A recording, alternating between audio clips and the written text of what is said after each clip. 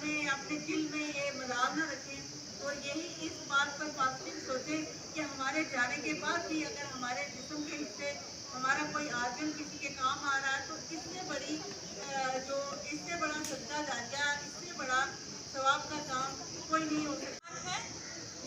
वो अलग अलग तरीके से डोनेट कैटेगरीज होती हैं।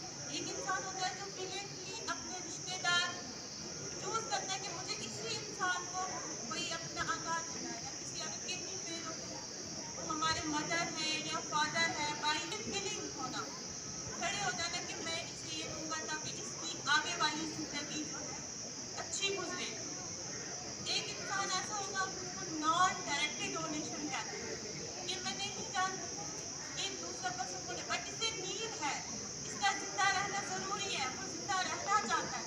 मैं अपने घर वालों को नसीहत करूँ कि अगर मेरी आँख है, मेरे मरने के तुरंत बाद जो है इसको डोनेट किया जाए। तो आज मैं आप लोगों को ये चीज कहूँ कि हमारा ये जिस्म मिट्टी में मिलना है, आग में जलना है, मिट्टी में मिट्टी मिल जाएगा, क्यों ना इसको किसी को देख के जाए। हमारे वो ऑर्गन्स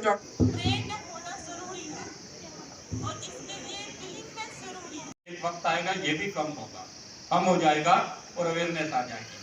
फर्क इतना है कि हमारे यहाँ देने वाले भी तैयार हों और उनको संभाल के रखने वाले भी तैयार हों, और हमारे हॉस्पिटल जो हैं वो इतने सोफिस्टिकेटेड हों और फैसिलिटी इतनी हों कि हम ये सब कुछ कर सकें।